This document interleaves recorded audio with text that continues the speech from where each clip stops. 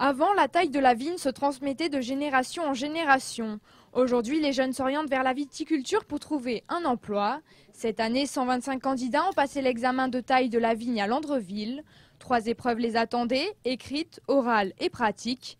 La pratique demandait bien sûr de maîtriser les tailles chablis et cordons spécifiques à la Champagne. Les personnes qui sont là ont été formées à tailler selon ces deux systèmes pour qu'après elles puissent, dans une entreprise, chez un viticulteur, dans une grande maison, puissent faire le travail qu'on leur demande, c'est-à-dire la taille de la vigne. Un certain nombre déjà travaillent, déjà chez un vigneron ou dans une grande maison, et donc ils avaient un manque de compétences, et donc ils se sont formés.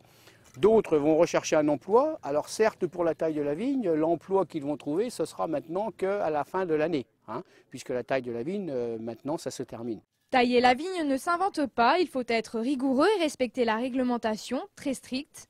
Ancienne commerciale, cette élève a souhaité se relancer dans la viticulture. Pour moi, c'est à peu près le seul métier qui est censé recruter encore actuellement, là où, dans la région où on habite. Mon conjoint est viticulteur et donc du coup, j'ai pris cette formation-là pour plus tard, très certainement, travailler sur l'exploitation si on arrive à la agrandir ou sinon travailler chez un autre patron en tant que viticulture, mais c'était déjà un domaine que je connaissais. L'examen de taille permet un salaire plus confortable. L'employeur bénéficie quant à lui d'un savoir-faire non négligeable.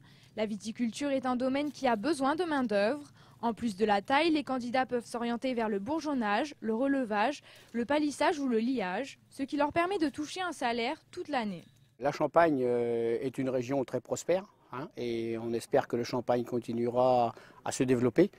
Donc par ce biais-là, on peut penser que c'est encore un métier qui a de l'avenir. Tailler la vigne, c'est un métier qui a de l'avenir. On n'est encore pas à la machine et je pense que ce n'est pas demain la veille. Je sais que les grandes entreprises exigent le concours de taille. C'est pour ça qu'il y a autant de monde tous les ans. Et quelques-uns pour reprendre des vignes, soit par héritage ou faire de la vigne à tâche. Beaucoup en ce moment, beaucoup font de la vigne à tâche. Les candidats à l'examen connaîtront les résultats dès la semaine prochaine. En cette fin de mois de mars, la saison de taille se termine et recommencera en novembre prochain.